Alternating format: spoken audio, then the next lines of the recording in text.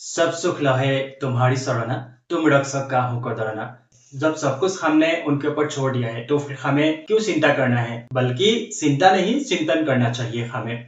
जय श्री राम। तो गाइस, हमें बहुत सारा भक्तों का ईमेल आया है कि भैया हम निगेटिविटी से थोड़ा परेशान हो, निगेटिविटी हमें परेशान कर रहे हैं, तो हमें कुछ उपाय बताइए या फिर हनुमान जी से जुड़ा कोई ऐसा उपाय हमें शेयर कीजिए। तो देखिए, मैं कोई बहुत बड़ा ज्योतिषी नहीं हूँ, बस हनुमान जी का एक निमित्त मात्र दास हूँ, छोटा सा, जो कि जो भी कुछ हो रहा है बस हनुमान जी की कृपा से ही आज सब कुछ हुआ है। तो मैंने सोचा, और मुझे आप लोगों को तो पता है मैं कपड़े के शॉप पर काम करता हूँ, जो कि मुझे टाइम भी थोड़ा कम मिलता है, और जैसे मुझे समय मिलता है मैं उसी वक्त में हनुमान जी से जुड़ा कोई अनुभव हो या फिर जो भी उपाय वगैरह है मैं आप लोगों के साथ शेयर करता हूँ। तो आज भी मैं आया हूँ, यानी क्यों ना आज इस विषय में बात किया जाए। देखिए, हनुमान जी एक ऐसा है, इस कलयुग का जागृत देव है, और ये तो मैं हमेशा हर रोज हर वीडियो में मैं ये बोलता हूँ कि हनुमान जी जागृत देव है इस कलयुग का। और जो भी भक्त सच्चे मन से पवित्र होकर अगर हनुमान जी की भक्ति करते हैं ना, तो हनुमान जी उन भक्त को रक्षा भी करते हैं। तो इसीलिए अगर आप नेगेटिविटी से परेशान हैं तो फिर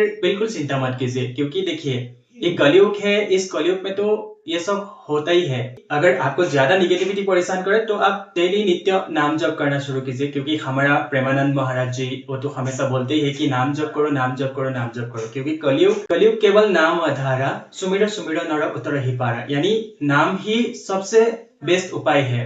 नाम जप ही सबसे बेस्ट उपाय है। जब हम नाम जप करते हैं ना, तो क्या था कि जैसे जो भी नाम जप का शक्ति है ना, तो उस शक्ति से हमें आगे बढ़ने में मदद मिलती है। जो भी हमारा संकट है, समस्या है, उस समस्या से हमें बाहर आने में मदद मिलते हैं। तो इसलिए अगर आप हनुमान जी की भक्ति कर रहे हैं तो फिर और बढ़िया है, क्योंकि हनुमान जी की भक्ति में ना क्या होता है, कभी कभी थोड़ा लेट हो सकता है आपको जो भी समस्या, उस समस्या से बाहर आने में, लेकिन उस समस्या का समाधान आपको जरूर मिलते हैं। तो इसलिए अगर आप हनुमान जी की भक्ति करें तो फिर बिल्कुल चिंता मत कीजिए। बस आप सच्चे मन से पवित्र होकर अगर हनुमान जी की भक्ति डेली नित्य, अगर आप हनुमान चालीसा का पाठ करें, बजरंग बाण का पाठ करें, सुंदरकांड का पाठ करें, या फिर राम नाम का जाप करें, तो फिर आप बिल्कुल चिंता मत कीजिए। कोई भी नेगेटिविटी आपका बाल भी बांका नहीं कर सकते, क्योंकि हनुमान जी से बड़ा कोई भी नहीं है।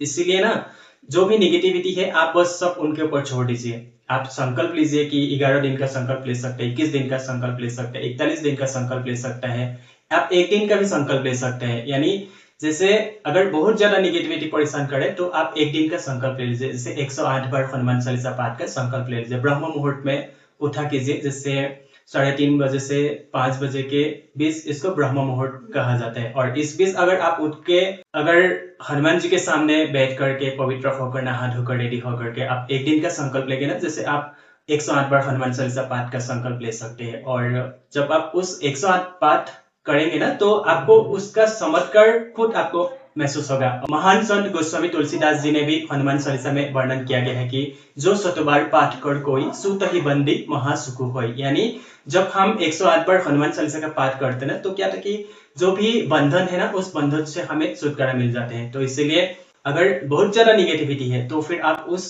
संकल्प को पूरा कर सकते हैं। और जैसे आप संकल्प करने बैठेंगे ना, तो आप आपके सामने एक छोटा पात्र में जल भर करके रख लीजिए, और फिर जब आपका पाठ खत्म होगा ना, उस पाठ को खत्म होने के बाद उस जल को आप 3 बार फूंक मारिए, और फिर जो भी जल आपने रखा था उस जल को फूंक मारा, तो उस जल को आप भी ग्रहण कीजिए और घर में भी छिड़क दीजिए, और घर में सभी को पिलाइए। तो फिर देखिए, जो भी आपका घर में निगेटिविटी है या फिर जो भी निगेटिविटी आपको परेशान करे ना, वो सब भी धीरे धीरे दूर होने लगेगा, क्योंकि हनुमान जी के लिए कोई भी असंभव नहीं है। और हनुमान जी ने तो बहुत बड़े बड़े देवताओं का कार्य किया है, और श्री राम जी का जो भी संकट था, सभी संकटों का समाधान किया है हनुमान जी ने। तो फिर हम तो निमित्त मात्र मनुष्य है, तो हमारे लिए क्यों प्रभु नहीं करेंगे, वो तो हमारा परम पिता परम ब्रह्म है। तो इसलिए आप भी सच्चे मन से हनुमान जी की ध्यान कीजिए।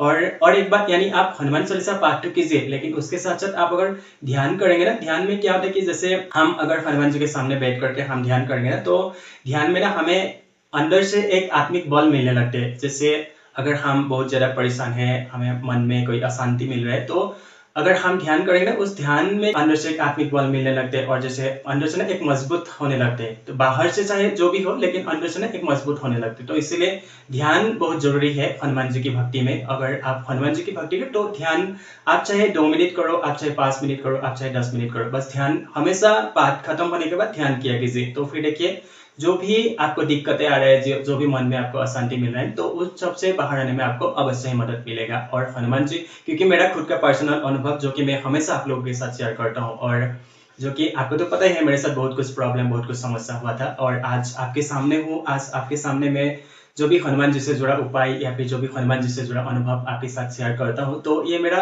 खुद का अनुभव से ही मैं आपके साथ शेयर करूँगा। क्योंकि देखिए, जब उनकी कृपा ना हो या फिर जब उनकी इच्छा ना हो ना, तो कुछ भी नहीं होता है। और आज मैं ये सब शेयर कर पा रहा हूँ, तो ये भी उनकी ही कृपा है।